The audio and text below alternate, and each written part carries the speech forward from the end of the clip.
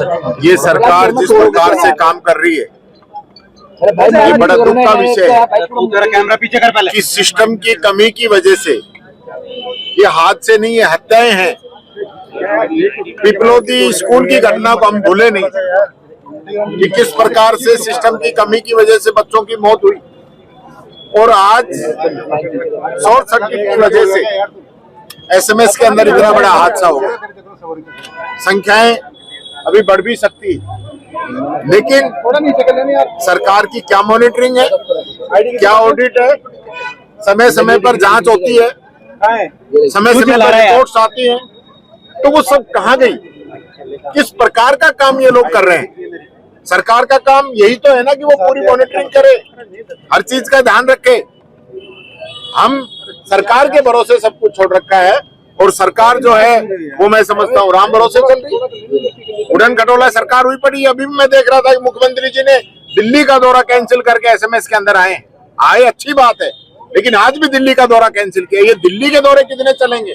दिल्ली के दौरे की बजाय अगर एसएमएस के दौरे हो, स्कूलों के दौरे हो, जो सरकारी योजनाएं चल रही उनकी मॉनिटरिंग हो, तो मैं समझता हूँ ये राजस्थान अच्छे से चल पाएगा। अगर ये लोग काम नहीं कर पा रहे हैं तो इन लोगों को इस्तीफा दे देना चाहिए।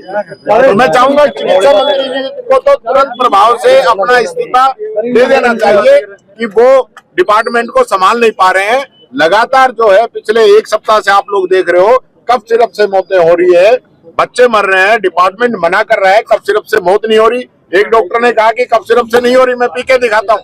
उसने जैसे कफ सिरप ली 8 घंटे मौत आया उसको। ये हालत राजस्थान के अंदर हो रही है, कोई मॉनिटरिंग नहीं है, कोई सिस्टम नहीं है। मैं मुख्यमंत्री जी से निवेदन करना चाहूंगा कि दिल्ली के चक्कर छोड़ो। मैंने पहले भी कहा है, विधानसभा में भी कहा है, कितना दिल्ली जाओगे?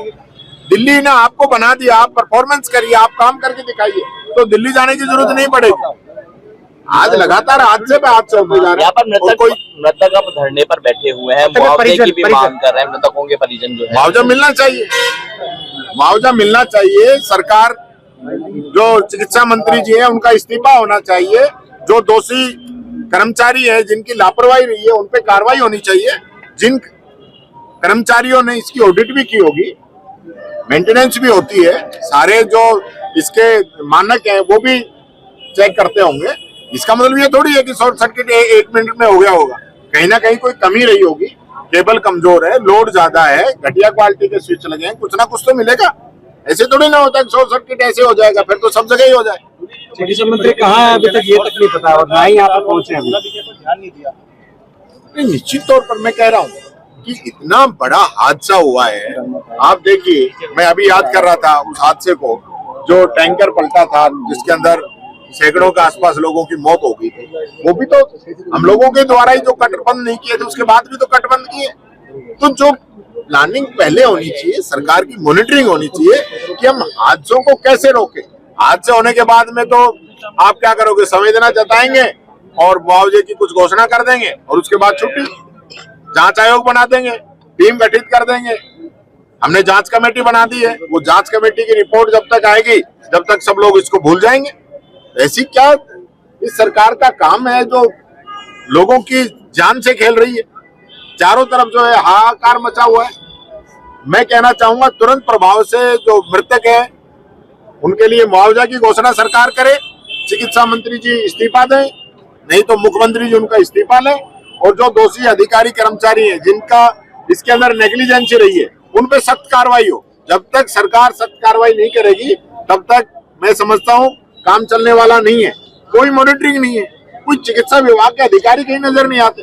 कौन मॉनिटरिंग कर रहा है, कौन इस सारी चीजों को देख रहा है, कौन दौरे कर रहा है, कौन लापरवाह लोगों पे कार्रवाई कर रहा है, कुछ समझ में नहीं आता। क्या मजाक बना रखा है इस सरकार का?